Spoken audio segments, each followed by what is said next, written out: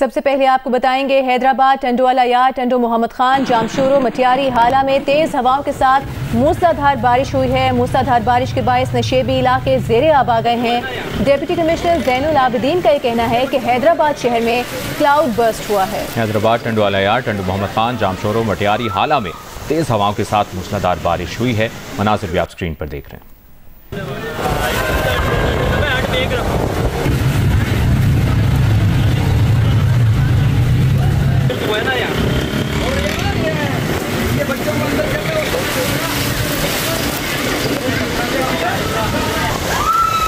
पर बात करेंगे नुमाइंदा जियो न्यूज़ हामिद शेख ने हमें ज्वाइन किया है। हामिद, इस वक्त क्या सूरत हाल है? हैदराबाद में मूसलाधार बारिश का सिलसिला अभी भी जारी है?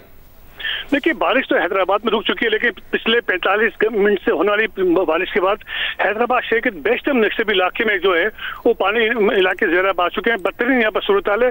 तमाम जो वासा के निकास के जो पंपिंग हैं बंद पड़े हुए हैं और इस पर लतीफ़ाबाद नंबर 2, 6 के मुख्तलिफ इलाकों में जो घरों में पानी यहाँ पर दाखिल हो चुका है। और डिप्टी कमिश्नर हैदराबाद से जो हमारी गुफ्तगू हुई है, उनका ये कहना था कि हैदराबाद में अचानक जो एक क्लाउड बस्ट हुआ जिसके बाद सूरत हाल खासी खराब हुई है। और इनका कहना है कि शहर भर के तमाम पंपिंग स्टेशनों को जो है हम चलाने की कोशिश कर रहे हैं, क्योंकि इस पर हैदराबाद शहर के मुख्तलिफ इलाकों में बिजली की फराहमी भी मुअत्तल है। हैदराबाद में तकरीबन कोई 140 से ज्यादा फीटर यहाँ पे ट्रिप कर गए। इसी तरह के जाम शोरों में जो हामिद बताएगा, जो क्लाउड बर्स्ट का बता रहे हैं वो बहुत ही थोड़ी सी ड्यूरेशन में बहुत ज्यादा एकदम से बारिश हो जाती है। शिद्दत कैसी थी उसकी? तो क्या आसपास वहां पर लोग भी मौजूद थे? कोई ऐसे अफराद तो नहीं जो मुतासिर हुए हैं उस वक्त? देखिए, इस वक्त हैदराबाद की जो नशेबी इलाकों की जो बड़ी आबादी वो तो मुतासर हुई है, लेकिन डिप्टी कमिश्नर का ये कहना है कि जो अचानक क्लाउड बर्स्ट हो जाने के बाद अर्बन फ्लडिंग का भी यहाँ सूरत का हैदराबाद शहर के लोगों को यहाँ पर सामना है। और ये भी आपको पता चलूंगा हैदराबाद को जो निकासी का जो निज़ाम जो है वो पूरा पूरा शहर का निकासी निज़ाम जो वो पंपिंग से इन्हिसार करता है। और हैदराबाद में जो तमाम पंपिंग काम बिल्कुल नहीं कर रहे हैं, क्योंकि तमाम पंपिंग स्टेशन जो है वो बिल्कुल इस पर तो बिजली पर इन्हिसार किया जाता है, जिसके बाइक जो है पंपिंग का निजाम दरम भरम हो चुका है। और शहर के व्यक्ति इलाकों जैसे अपना जो 2 नंबर के इलाका है, इस तरह सरीश नगर कासमाबाद का इलाका है, फिर टाउन का इलाका लटको नंबर 10, 11, 12 के इलाकों में पूरे घरों में पानी यहाँ पर दाखिल हो चुका है। तो खासी बदतरीन सूरत हाल इसके सामने इस पर यहाँ पर काफी परेशान कुन सूरत हाल है इस वक्त। हैदराबाद टंडोवाला यार्ड टंडो मोहम्मद खान जामशोरो मटियारी हाला में तेज हवाओं के साथ मूसलाधार बारिश हुई है। और डिप्टी कमिश्नर ज़ैनुल आबिदीन का कहना है कि हैदराबाद शहर में क्लाउड बर्स्ट हुआ है। अलर्ट जारी किया गया है और कोशिश की जा रही है कि पंपिंग स्टेशंस चलाए जाएं। जो इलाके ज़ेरे आब आ गए हैं उनको पानी से क्लियर कराने की कोशिश की जा रही है। बिजली की अदम फराहमी के बायस इस वक्त जनरेटर से पानी की निकासी का काम जारी है। और बिजली की अदम फराहमी के बायस जनरेटर से पानी की निकासी करें, ये भी कहा है डिप्टी कमिश्नर ने, जबकि तर्जुमान हेस्को ने कहा है कि हैदराबाद रीजन के 220 फीडर्स ट्रिप कर रहे हैं।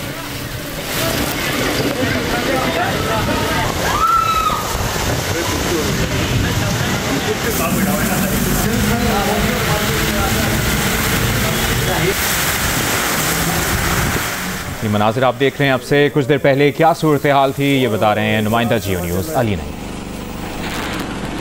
जी बिल्कुल, हैदराबाद में वक्फे से बारिश का सिलसिला जारी है। हैदराबाद में आज 4:30 बजे मूसलाधार तूफानी बारिश का सिलसिला शुरू हुआ, जिसके बाद हैदराबाद के नशेबी इलाके ज़ेरे आब आ गए। इस वक्त मैं लतीफ़ाबाद 2 नंबर के इलाके में मौजूद हूँ। हमारे कैमरामैन आपको दिखा भी सकते हैं कि इस वक्त इस गली के अंदर घुटनों पानी भर गया है। और ये सूरत हाल सिर्फ यहाँ की नहीं है, बल्कि अगर हैदराबाद के दीगर नशेबी इलाकों की बात करें, हैदराबाद के अंदर इस वक्त 152 फीडर में से 142 फीडर्स इस वक्त बंद हैं, ट्रिप कर गए तूफानी बारिश की वजह से, जिसकी वजह से निकासी आब का निज़ाम दरम बरम हो चुका है।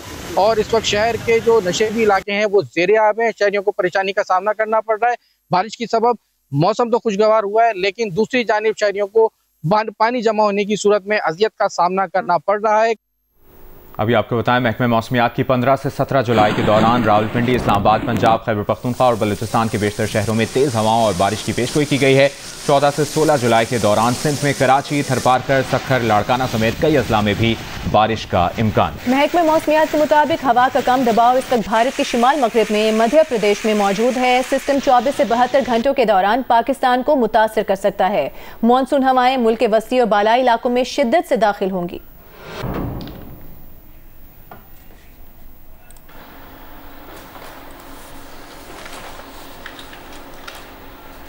ایک بار پھر آپ کو حیدرآباد کی صورتحال سے متعلق آگاہ کرتے ہیں۔ حیدرآباد کے مختلف علاقوں میں موسلادھار بارش ہوئی ہے۔ ڈپٹی کمشنر کے مطابق حیدرآباد شہر میں کلاؤڈ برسٹ ہوا ہے۔ شدید بارش سے نشیبی علاقے زیر آب آ گئے ہیں۔ کوشش کی جا رہی ہے جو علاقے زیر آب آئے ہیں وہاں سے نکاسی آب کا کام شروع کر دیا جائے۔ پمپنگ سٹیشنز کو استعمال کرنے کی کوشش کی جا رہی ہے۔ متعدد فیڈرز جو ہیں وہ اس بارش کے باعث ٹرپ ہو گئے ہیں۔ بجلی کی عدم فراہمی ہے جس کے باعث جنریٹرز کی مدد بھی حاصل کی گئی ہے۔ اور ترجمان ہیسکو کا اس تمام تر صورتحال پر بتانا ہے کہ حیدرآباد ریجن کے 220 فیڈر سٹرپ کر گئے ہیں۔ ریسکیو کی جانب سے یہ بتایا گیا ہے کہ ٹمبر مارکیٹ میں لکڑیوں کے گودام کی چھت گر گئی ہے، ایک شخص جاں بحق، 3 زخمی ہوئے ہیں۔ اور ٹنڈوالا یار میں بھی تیز ہواؤں کے ساتھ موسلادھار بارش کا سلسلہ جاری ہے اور موسلادھار بارش کے باعث نشیبی علاقے زیر آب آ گئے ہیں۔ حیدرآباد، ٹنڈوالا یار، ٹنڈو محمد خان، جامشورو، مٹیاری، حالہ میں تیز ہواؤں کے ساتھ موسلادھار بارش ہوئی ہے اور ڈپٹی کمشنر زین العابدین کے مطابق الرٹ جاری کیا گیا ہے اور پمپنگ سٹیشنز کو چلانے کی کوشش کی جا رہی ہے اور پھلیلی نہر کی پانی کی سطح زیرو کرنے کے لیے محکمہ آبپاشی کو بھی ہدایت کی ہے، یہ بھی کہا ہے ڈپٹی کمشنر نے، اور کہا ہے کہ بجلی کی عدم فراہمی کے باعث جنریٹر سے پانی کی نکاسی کریں۔ پاکستان اسٹاک ایکسچینج میں کاروبار کے دوران تیزی کا رجحان دیکھا جا رہا ہے۔ 100 انڈیکس 2200 سے زائد پوائنٹس اضافے کے بعد 1,36,000 کی سطح عبور کر گیا۔ 2002 پوائنٹس اضافے کے بعد 100 انڈیکس 1,36,502 کی سطح پر بند ہوا۔ وزیر اعظم شہباز شریف کا کہنا ہے کہ اسٹاک ایکسچینج کا تاریخی سطح عبور کرنا کاروباری برادری کے اعتماد کا مظہر ہے۔ حالیہ مثبت معاشی اشاریہ حکومتی پالیسیوں کی سمت درست ہونے کی عکاس ہیں۔ ملک میں کاروبار دوست ماحول فراہم کرنا ہماری اولین ترجیح ہے۔ وزیر اعظم نے کہا کہ ملک معاشی استحکام کے بعد معاشی ترقی کی راہ پر گامزن ہو چکا ہے۔ حکومت ملکی ترقی اور عوامی فلاح و بہبود کے لیے انتھک محنت کر رہی ہے۔ وزیر خزانہ محمد اورنگزیب نے کہا ہے کہ حکومت کے پاس جتنی مالیاتی سپیس تھی اتنا ریلیف تنخواہ داروں کو دے چکے ہیں۔ غذائی اشیاء کی قیمتیں کم زیادہ ہوتی رہتی ہیں۔ کراچی میں گفتگو کرتے ہوئے وزیر خزانہ نے کہا کہ حکومت بنیادی غذائی اشیاء کی قیمتوں کو ماہانہ بنیادوں پر مانیٹر کر رہی ہے۔ رمضان آئے یا کوئی اور ایونٹ ہو، قیمتیں اوپر نیچے ہو جاتی ہیں۔ گندم اور چینی کو بھی ڈی ریگولیٹ کر دینا چاہیے۔ چینی 200 روپے کلو مہنگی کیوں ہو گئی ہے؟ ذمہ دار کون ہے؟ آپ نے بات کی کموڈٹی پرائسز کی، دیکھیے اس میں 2 چیزوں کا میں ذکر کروں گا۔ پہلی بات تو یہ ہے کہ at the ECC level as well ہم ان پرائسز کو منتھلی بیسس پہ مانیٹر کر رہے ہیں اور نیشنل پرائسنگ مانیٹرنگ کمیٹی بھی ہے، بٹ ECC بھی ہمیں ڈائریکٹ کیا گیا ہے بائی دا کیبنٹ کہ ان کو مانیٹر کریں اور جو بھی سٹیپس لینے ہیں اس میں لیے جائیں۔ تو اس لیے یہ اتار چڑھاؤ یہ چیزیں رہتی ہیں، کبھی رمضان سے پہلے کبھی رمضان کے باہر، جو آربٹراج لوگ کرتے ہیں انفارچونیٹلی، اور اس کا سدباب حکومت کو ہی کرنا چاہیے، فیڈرل گورنمنٹ کو بھی، and along with the provincial governments۔ Performance ہے وہ بہت اچھی ہے، آپ بہت اچھا کام کر رہے ہیں، لیکن آپ کی پرفارمنس کو ہٹ کر رہا ہے شوگر کاٹر، آپ کی پرفارمنس کو ہٹ کرتا ہے میٹ کاٹر۔ آپ لوگ محنت کرتے ہیں، یہ لوگ اسمگلنگ، امپورٹ، مصنوعی قدرت پیدا کرتے ہیں، FDR کو نقصان پہنچاتے ہیں۔ سر کیا یہ اسٹیٹ سے بٹ کر ہے کاٹر؟ کیا آپ لوگ ان کے حوالے سے کچھ اسٹیپ اٹھا سکتے ہیں؟ دیکھیں یہ ministry of food and security اس پہ بالکل آپ کے سامنے وہ اسٹیٹمنٹ ایشو بھی کر چکی ہے اور آپ کو بتا بھی چکی ہے کہ یہ قیمتوں کو ایک مناسب لیول پہ لانے کے لیے یہ ڈیسیجنز لیے گئے ہیں by the cabinet, and as cabinet we have collective ownership of this. میں اتنی بات کروں گا۔ خزانہ محمد اورنگزیب نے کہا ہے کہ پہلی مرتبہ مکان بنانے والوں کے لیے سستے قرض کی اسکیم لائی جا رہی ہے، اس سلسلے میں بینکس کو سپورٹ کیا جائے گا۔ آپ کنسٹرکشن کی بات کرتے ہیں، جب تک مارگیج فائنینسنگ اس ملک میں آگے نہیں چلے گی، کیونکہ سارا کچھ ایکوٹی فائنینس ایک سرٹن لیول تک ہی جائے گا۔ مارگیج فائنینسنگ کے لیے اب بینکوں کے ساتھ جو بات ہوئی ہے اس میں جو چھوٹے اور پہلی دفعہ کے گھر ہوں گے اس پہ ہم سبسڈی بھی اس بجٹ کا حصہ ہے تاکہ جو اینڈ کنزیومر ہے اس کو کم ریٹ پہ ملے، اینڈ فرسٹ لاس کا بھی اس میں ذکر ہے تاکہ جو بینکس ہیں وہ رسک لے سکیں، but for the small holders of the property and first time property holders. برطانیہ میں موسمیاتی تبدیلیوں اور بلند ہوتی سمندر کی سطح کے بعد انتباہ جاری کیا گیا ہے کہ ملک میں شدید گرمی اور تیز بارشیں معمول ہوگا اور سیلابوں کا خطرہ بھی بڑھ جائے گا۔ تفصیل لندن سے جیو نیوز کے نمائندے سعید نیازی کی اس رپورٹ میں دیکھیے۔ برطانیہ میں موسمیاتی تبدیلیوں کے حوالے سے تشویشناک انتباہ سامنے آیا ہے، کیونکہ اسٹیٹ آف UK کلائمیٹ کی آج شائع ہونے والی رپورٹ میں کہا گیا ہے کہ برطانیہ میں سمندر کی سطح عالمی اوسط کے مقابلے میں تیزی سے بلند ہو رہی ہے اور ماحولیاتی تبدیلیوں کے سبب پہلے ہی شدید گرمی اور بارشوں کے ریکارڈ ٹوٹ رہے ہیں اور مستقبل میں گرم دن زیادہ اور سرد راتیں کم ہوں گی۔ رپورٹ میں کہا گیا ہے کہ 1993 کے بعد برطانیہ میں سمندر کی سطح میں 13.4 سینٹی میٹر کا اضافہ ہوا، جبکہ عالمی اوسط 10.6 سینٹی میٹر ہے۔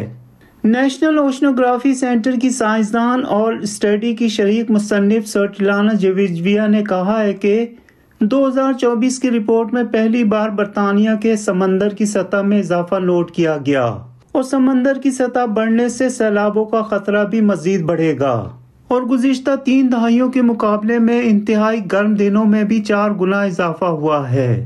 کلائمیٹ سائنٹسٹ اور رپورٹ کے سرکردہ مصنف مائک کینڈن نے کہا ہے کہ شدید گرم موسم اور تیز بارشوں کے سبب شدید موسم کا ریکارڈ ٹوٹنا معمول ہوگا اور اس کی عوام کی صحت اور انفراسٹرکچر پر سنگین اثرات مرتب ہوں گے۔ واضح ہے کہ برطانیہ کے بیشتر حصے ان دنوں گرمی کی تیسری لہر کا سامنا کر رہے ہیں اور ملک کے بیشتر حصوں میں ہوس پائپ پر پابندی بھی عائد کر دی گئی ہے۔ انرجی سیکیورٹی سیکریٹری ایڈ ملیبینڈ نے کہا ہے کہ یہ رپورٹ ہم سب کے لیے انتباہ ہونی چاہیے۔ سعید نیاسی، جیو نیوز، لندن۔ بریک کے بعد آپ کو بتائیں، وزیر بلدیات سندھ سعید غنی نے کراچی میں بغدادی لیاری کے علاقے میں گرنے والی عمارت میں جاں بحق ہونے والے 27 افراد کے اہل خانہ سے تعزیت کی۔ اس موقع پر سعید غنی کا کہنا تھا کہ حکومت سندھ تمام جاں بحق ہونے والوں کے لواحقین کو فی کس 10 لاکھ روپے کی امداد دینے کا اعلان کر چکی ہے۔ عمارت کے تمام فلیٹس کے مکینوں کو فوری 3 ماہ کا کرایہ ادا کر کے ان کی بحالی کو یقینی بنایا جا رہا ہے۔ جلد ہی تمام متاثرین کی مستقل بحالی کے لیے بنائی گئی کمیٹی لائحہ عمل بنا کر ان کی مستقل رہائش کی فراہمی کو یقینی بنائے گی۔